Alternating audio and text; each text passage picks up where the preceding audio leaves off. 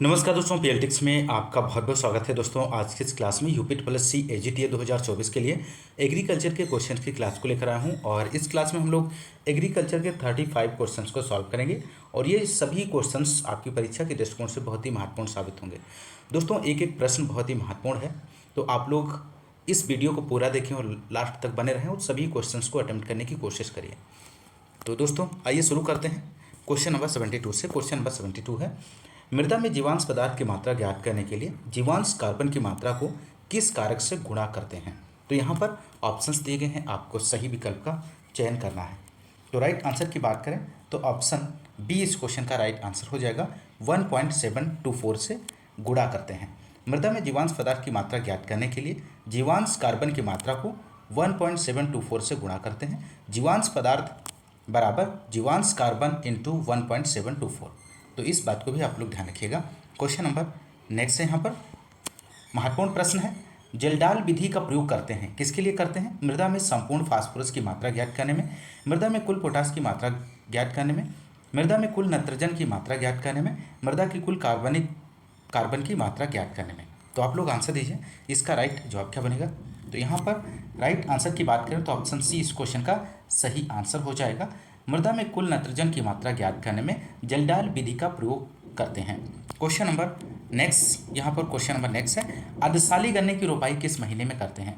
महत्वपूर्ण प्रश्न है। तो अर्धशाली गन्ने की रोपाई किस महीने में की जाती है? तो यहाँ पर राइट आंसर की बात करें तो ऑप्शन बी हो जाएगा। जुलाई अगस्त में अर्धशाली गन्ने की रोपाई की जाती है और अर्धशाली गन्ने की जो फसल होती है वो 18 महीने की होती है। इस बात को भी साथ ही साथ ध्यान रखिएगा। और एक साली होता है, एक साली फसल की जो बुआई करते हैं दिसंबर से फरवरी के मध्य की जाती है और एक साली जो फसल होती है वो 12 महीने की होती है। और इसकी बुआई, एक साली गन्ने की जो बुआई है वो तमिलनाडु, आंध्र प्रदेश राज्यों में ज़्यादा होती है। तो इस बात को भी आप लोग ध्यान रखिएगा। बढ़ते हैं अगले क्वेश्चन की। क्वेश्चन नंबर 77 है, नोरिनटेन एक बौनी जीन है, किसकी है? किस फसल की है? धान का है, ज्वार का है, गेहूं का है, कपास का है? तो नोरिनटेन आपको बताना है किसका बौना जीन है। धान का है, ज्वार, गेहूं और कपास। तो यहाँ पर राइट आंसर की बात करें तो इस क्वेश्चन का राइट आंसर ऑप्शन सी हो जाएगा, गेहूं का बौना जीन है नोरिनटेन। ध्यान रखिएगा, महत्वपूर्ण प्रश्न है, पूछा जाता है। क्वेश्चन नंबर नेक्स्ट की यहाँ पर हम बात करेंगे, रिसेशन फार्मिंग क्या है? रिसेशन फार्मिंग क्या है दोस्तों? पहला दिया गया है, असामान्य परिस्थितियों में आंशिक उपज प्राप्त करना, बाढ़ का पानी निकल जाने के बाद फसल पैदा करना, ऊर्जा प्राप्त करने के लिए शीघ्र बढ़ने वाले पौधों की खेती करना, कृषित फसलों के बाद 2 वर्ष चारागाह रखना। तो यहाँ पर इस क्वेश्चन का आप लोग आंसर दीजिए, इसका राइट जवाब क्या बनेगा? तो यहाँ पे राइट आंसर की बात करें तो ऑप्शन बी हो जाएगा, बाढ़ का पानी निकल जाने के बाद फसल पैदा करना रिसेशन फार्मिंग कहलाता है। तो ऑप्शन बी यहाँ पर राइट आंसर हो जाएगा। और रिसेशन फार्मिंग को दियारा फार्मिंग भी कहते हैं, इस बात को भी ध्यान रखिएगा। क्वेश्चन नंबर 4 है यहाँ पर, सामान्यतः धान फसलों में कमी पाई जाती है। तो सामान्यतः धान्य फसलों में किसकी कमी पाई जाती है? लाइसिन की कमी पाई जाती है, मेथियोनाइन की कमी पाई जाती है, ट्रिप्टोफेन की कमी पाई जाती है या प्रोटीन की कमी पाई जाती है? तो यहाँ पर आप लोग आंसर दीजिए दोस्तों, इसका राइट जवाब क्या बनेगा? तो राइट आंसर की बात करें तो ऑप्शन बी हो जाएगा, मेथियोनाइन की कमी पाई जाती है। धान्य फसलों में मेथियोनिन अमीनो अम्ल की कमी होती है। धान में 6 से 7% प्रोटीन, 65 से 70% कार्बोहाइड्रेट पाया जाता है। इस बात को भी आप लोग ध्यान रखिएगा। क्वेश्चन नंबर नेक्स्ट है, नीले रंग का टैग किसके लिए निर्गत होता है? आधारी बीज के लिए, पंजीकृत बीज के लिए, प्रमाणित बीज के लिए, केंद्रक बीज के लिए? तो यहाँ पे आप लोग आंसर दीजिए। तो राइट आंसर की बात करें तो ऑप्शन सी हो जाएगा, प्रमाणित बीज के लिए नीले रंग का टैग निर्गत किया जाता है। आधारी बीज की बात करें तो आधारी बीज के लिए सफ़ेद रंग का टैग, और पंजीकृत बीज के लिए पर्पल, और केंद्रक बीज के लिए गोल्डन येलो टैग का प्रयोग किया जाता है। क्वेश्चन नंबर नेक्स्ट की यहाँ पर हम बात करेंगे, महत्वपूर्ण प्रश्न है, पूसा जय किसान का एक क्लोनी है, किसका है? तो आप लोग यहाँ पर आंसर दीजिए। तो यहाँ पर राइट आंसर हो जाएगा, भारतीय सरसों का पूसा जय किसान का एक क्लोनी है। महत्वपूर्ण प्रश्न है, आप लोग ध्यान रखिएगा, पूसा जय किसान। क्वेश्चन नंबर नेक्स्ट है, सुप्रतिष्ठित गन्ने का वानस्पतिक नाम इनमें से कौन सा है? सिकेरम ऑफिसिनेरम, सिकेरम बारबेरी, सिकेरम स्पॉन्टेनियस, सिकेरम साइनेंसिस? तो यहाँ पे आप लोग आंसर दीजिए। तो यहाँ पे राइट आंसर हो जाएगा ऑप्शन ए, सिकेरम ऑफिसिनेरम। सिकेरम ऑफिसिनेरम में क्रोमोसोम नंबर की बात करें तो 2n बराबर 80 होता है। और सिकेरम बारबेरी देसी गन्ना है और जिसमें क्रोमोसोम नंबर की बात करें तो 2n बराबर 82 होता है। नेक्स्ट क्वेश्चन नंबर, सफ़ेद भृंगक का वैज्ञानिक नाम है, इनमें से आपको बताना है। इस क्वेश्चन का राइट जवाब क्या बनेगा? तो यहाँ पे राइट आंसर की बात करें तो ऑप्शन बी हो जाएगा, होलोट्राइकिया कॉन्सेनगुनिया। ऑप्शन बी जो है इस क्वेश्चन का राइट जवाब बनेगा, सफ़ेद भृंगक। ध्यान रखिएगा, महत्वपूर्ण है। ऑप्शन ए में दिया गया हेलिकोवर्पा आर्मीजेरा। तो यहाँ पर हेलिकोवर्पा जो आर्मीजेरा है वो चने की सूंडी का वैज्ञानिक नाम है। और ऑप्शन सी में जो दिया गया है स्पोडोप्टेरा लाइटूस, तो ये जो है कार्ब वर्ग का वैज्ञानिक नाम है। और बमेसिया टबेसाई, तो बमेसिया टबेसाई जो है सफ़ेद मक्खी का वैज्ञानिक नाम है। तो आप लोग ध्यान रखिएगा, सभी जो हैं इस ऑप्शन में जितने भी दिए गए हैं सभी बहुत महत्वपूर्ण हैं, तो आप लोग ध्यान रखिएगा। क्वेश्चन नंबर नेक्स्ट है यहाँ पर, किस कीट में चुभाने व चूसने वाले मुख पाए जाते हैं? तो किस कीट में चुभाने और चूसने वाले मुख्य भाग पाए जाते हैं? हेमिप्टेरा में, ऑर्थोप्टेरा में, लेपिडोप्टेरा में, आइसोप्टेरा में। तो आप लोग आंसर दीजिए। तो यहाँ पर क्वेश्चन नंबर 13 का आंसर हो जाएगा ऑप्शन ए, हेमिप्टेरा में। चुभाने व चूसने वाले हेमिप्टेरा, और एग्जाम्पल की बात करें तो बग में। काटने और चबाने वाले आइसोप्टेरा, आर्थोप्टेरा, और एग्जाम्पल की बात करें तिलचट्टा में। और चबाने चाटने वाले हाइमेप्टेरा जैसे कि मधुमक्खी में। और साइफनाकार लाइपिडोप्टेरा में, तितली। और स्पंजाकार डिप्टेरा घरेलू मक्खी में। तो यहाँ पर आप लोगों को ध्यान रखना है। तो क्वेश्चन नंबर 13 का ऑप्शन ए राइट जवाब हो जाएगा, हेमिप्टेरा। क्वेश्चन नंबर नेक्स्ट है यहाँ पर, आलू के सलभ कीट की क्षति अवस्था इनमें से कौन सी है? सुंडी अवस्था है, वयस्क है, कृमिकोश है, इनमें से सभी। तो राइट आंसर ऑप्शन ए हो जाएगा, सुंडी की अवस्था। क्वेश्चन नंबर नेक्स्ट, कौन सा रसायन विपरीत लिंग के कीट को आकर्षित करता है? महत्वपूर्ण प्रश्न है। Pheromones, hormones, allomones, kairomones. तो आप लोग आंसर दीजिए क्वेश्चन नंबर 15 का। यहाँ पर राइट जवाब क्या बनेगा? तो राइट आंसर की बात करें तो ऑप्शन ए हो जाएगा, फेरोमोन्स। विपरीत लिंग के कीट द्वारा आकर्षित करने वाला रसायन फेरोमोन्स है। तो ऑप्शन ए यहाँ पर राइट जवाब हो जाएगा। क्वेश्चन नंबर नेक्स्ट यहाँ पर है, निम्न में कौन सी किसान खाद है इनमें से? महत्वपूर्ण प्रश्न है। तो राइट आंसर ऑप्शन सी हो जाएगा, कैल्शियम अमोनियम नाइट्रेट किसान खाद है। क्वेश्चन नंबर नेक्स्ट है, गन्ने में पहला झुलसा किस पोषक तत्व की कमी से होता है? महत्वपूर्ण प्रश्न है, आप लोग इसका आंसर दीजिए। इस क्वेश्चन का सही आंसर क्या बनेगा? तो राइट आंसर की बात करें तो ऑप्शन बी हो जाएगा, मैग्नीज की कमी से इसका राइट जवाब बनेगा। क्वेश्चन नंबर नेक्स्ट है, किस तत्व की वजह से मृदा का रंग सफ़ेद होता है? तो किस तत्व की वजह से मृदा का जो रंग है वो सफ़ेद होता है? आयरन, सिलिका, मैग्नीज, इनमें से सभी। तो यहाँ पर राइट आंसर हो जाएगा ऑप्शन बी, सिलिका। इस क्वेश्चन का सही जवाब बनेगा, मृदा का रंग सिलिका के कारण सफ़ेद होता है। ऑप्शन बी जो है इस क्वेश्चन का सही आंसर बनेगा।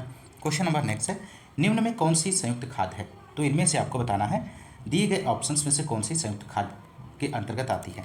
तो राइट आंसर आप लोग इसका राइट आंसर दीजिए। तो यहाँ पे राइट आंसर की बात करें तो ऑप्शन डी हो जाएगा, अमोनियम फास्फेट। इसका राइट आंसर बनेगा। क्वेश्चन नंबर नेक्स्ट है, SRI तकनीक प्रयोग की जाती है किस फसल में? धान में, गेहूं में, मक्का में, मूंगफली में। तो यहाँ पर 46 का राइट आंसर हो जाएगा ऑप्शन ए, SRI तकनीक धान में प्रयोग की जाती है। और इसका आविष्कार किसने किया था SRI विधि का? तो मेडागास्कर में सन 1983 ईस्वी में फादर हेनरी डी लॉलिने ने किया था। और इस विधि में 5 केजी प्रति हेक्टेयर बीज की आवश्यकता होती है और इसकी रोपाई 25 × 25 सेंटी पर की जाती है। तो इस बात को भी आप लोग ध्यान रखिएगा। क्वेश्चन नंबर नेक्स्ट है, TPS तकनीक संबंधित है। तो TPS तकनीक किससे संबंधित है दोस्तों? तो 47 का आप लोग आंसर दीजिए। तो राइट आंसर हो जाएगा, आलू से संबंधित है। क्वेश्चन नंबर नेक्स्ट, भारत में गेहूं का जीन बैंक कहाँ स्थित है? तो भारत में गेहूं का जीन बैंक आपको बताना है कहाँ पर स्थित है। तो राइट आंसर ऑप्शन बी हो जाएगा, करनाल में स्थित है दोस्तों। क्वेश्चन नंबर नेक्स्ट, भारत में गेहूं का जीन बैंक रिपीट हो गया है दोस्तों। नेक्स्ट क्वेश्चन की ओर बढ़ते हैं। क्वेश्चन नंबर नेक्स्ट है,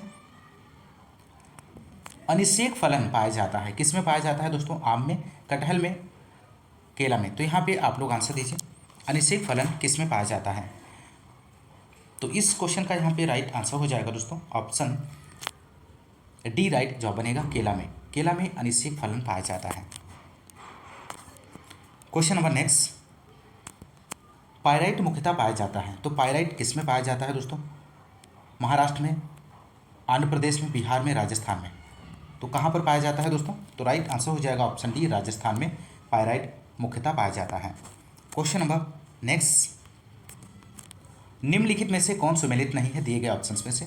तो यहाँ पर क्वेश्चन नंबर 81 का राइट आंसर की बात करें तो ऑप्शन डी हो जाएगा, सूरजमुखी 30 से 40 इस क्वेश्चन का सही आंसर हो जाएगा।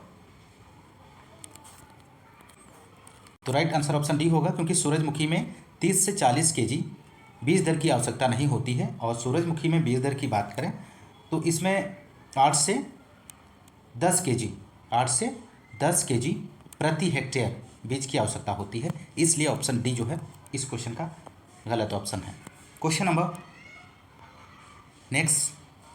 नेक्स्ट की बात करेंगे, धान के खेत में कौन सी गैस निकलती है? तो धान के खेत में कौन सी गैस निकलती है, यहाँ पर आपको आंसर देना है। तो राइट आंसर हो जाएगा ऑप्शन ए, CH4। धान के खेत में CH4 जिसे मीथेन गैस कहते हैं दोस्तों, और यह एक ग्रीन हाउस गैस भी है, तो आप लोग ध्यान रखिएगा। क्वेश्चन नंबर नेक्स्ट है, निम्न में कौन सुमेलित नहीं है? इनमें से आपको बताना है कौन सा सुमेलित नहीं दिया गया है। तो 85 का आप लोग आंसर दीजिए। तो यहाँ पे राइट आंसर हो जाएगा ऑप्शन सी, ज्वार की जो प्रजाति है PHB10 नहीं है। और PHB10 किसकी प्रजाति है? बाजरे की प्रजाति है दोस्तों। तो इसलिए ऑप्शन सी जो है सुमेलित नहीं है। तो आप लोग ध्यान रखिएगा, PHB10 बाजरे की प्रजाति है, ना कि ज्वार की। क्वेश्चन नंबर नेक्स्ट, अंधे गुड़ाई की संस्तुति है किसमें है? गेहूं के लिए, मक्का के लिए, मूंगफली के लिए, गन्ना के लिए। तो यहाँ पर राइट आंसर आप लोग दीजिए, इसका राइट जवाब क्या बनेगा? तो राइट आंसर ऑप्शन डी हो जाएगा, गन्ने के लिए। गन्ने की फसल में अंधी गुड़ाई की जाती है। क्वेश्चन नंबर नेक्स्ट है, प्रभात एक अल्प अवधि की प्रजाति है। तो इनमें से आपको बताना है किसकी है? मूंग की है, उड़द की है, अरहर की है, चना की है। तो यहाँ पर क्वेश्चन नंबर 90 का जो राइट आंसर हो जाएगा ऑप्शन सी हो जाएगा, प्रभात एक अल्प अवधि अरहर की प्रजाति की है। अरहर की प्रजाति है दोस्तों, आप लोग ध्यान रखिएगा, प्रभात। क्वेश्चन नंबर नेक्स्ट है, नीलम एक प्रजाति है, पपीता की है, आम की है, अंगूर की है, सेब की है। तो नीलम आपको प्रजाति बताना है किसकी है? तो राइट आंसर हो जाएगा यहाँ पर ऑप्शन बी, आम की प्रजाति है दोस्तों। क्वेश्चन नंबर नेक्स्ट है, जूट की खेती वाले क्षेत्रों में उसकी जगह सामान्यतः वैकल्पिक फसल है। तो इनमें से आपको बताना है कौन सी वैकल्पिक फसल है। तो राइट आंसर ऑप्शन डी हो जाएगा, धान। जूट एक वर्षा ऋतु की फसल है और इसके लिए उपयुक्त वर्षा लगभग 150 सेमी प्रतिवर्ष होनी चाहिए। जूट मुख्यतः बंगाल, बिहार, असम क्षेत्रों में की जाती है और जूट उत्पादित क्षेत्रों में वैकल्पिक फसल के रूप में धान का इस्तेमाल करते हैं। तो ऑप्शन डी जो है इस क्वेश्चन का राइट जवाब हो जाएगा। क्वेश्चन नंबर नेक्स्ट है, मूंगफली की फसल में जब खूंटियाँ मिट्टी में वृद्धि करती हैं तो वे बनाती हैं, क्या बनाती हैं? चने बनाती हैं, तने बनाती हैं, कंद बनाती हैं, फलियाँ बनाती हैं। तो राइट आंसर यहाँ पर हो जाएगा ऑप्शन डी, फलियाँ बनाती हैं। क्वेश्चन नंबर नेक्स्ट है, यहाँ पर मूंगफली की खेती में किस संवर्धन को प्राथमिकता देनी चाहिए? राइजोबियम को, माइकोराइजा को, एजोस्पिरल को, फास्फोबैक्टीरिया को। तो आप लोग आंसर दीजिए 96 का दोस्तों, राइट जवाब क्या बनेगा? तो यहाँ पर राइट आंसर की बात करें तो ऑप्शन ए हो जाएगा, राइजोबियम इसका राइट जवाब बनेगा दोस्तों। और मूंगफली एक लेग्यूमिनेसी कुल की फसल है दोस्तों, और इसकी जड़ों में राइजोबियम सहजीवी के रूप में रहता है जो वातावरणीय नाइट्रोजन को मृदा में उपलब्ध कराता है। और मूंगफली में राइजोबियम संवर्धन करने से उसके जड़ों में इसकी संख्या बढ़ जाएगी जो मृदा को ज़्यादा उर्वरता प्रदान करेगी। तो ऑप्शन ए यहाँ पे राइट जवाब हो जाएगा। क्वेश्चन नंबर नेक्स्ट है, गेहूं के साथ मिश्रित खेती के लिए निम्नलिखित में से कौन उपयुक्त होगा? ऑप्शन ए है सरसों, ऑप्शन बी है ज्वार, ऑप्शन सी है कपास, ऑप्शन डी है पात गोभी। तो यहाँ पर इस क्वेश्चन का जो राइट आंसर हो जाएगा दोस्तों ऑप्शन ए बनेगा, सरसों इसका राइट जवाब हो जाएगा। गेहूं के साथ मिश्रित खेती सरसों, ऑप्शन ए जो है इसका राइट जवाब हो जाएगा। गेहूं के साथ मिश्रित खेती सरसों, चना, मटर और जौ को बोते हैं दोस्तों, और जिनमें से सरसों मुख्य है। आजकल गेहूं के साथ गन्ना और आलू भी मिश्रित फसल के रूप में प्रयोग किए जा रहे हैं। तो ऑप्शन ए यहाँ पर राइट जवाब हो जाएगा। तो दोस्तों इस क्लास में बस इतने ही क्वेश्चंस को सॉल्व करेंगे। और यदि आपको क्लास पसंद आ रही है तो क्लास को ज़्यादा से ज़्यादा लाइक और शेयर करना मत भूलिएगा। और यदि आप हमारे चैनल पर नए हैं तो चैनल को सब्सक्राइब जरूर कीजिएगा। मिलते हैं नेक्स्ट क्लास में, तब तक के लिए नमस्कार, जय हिंद, धन्यवाद।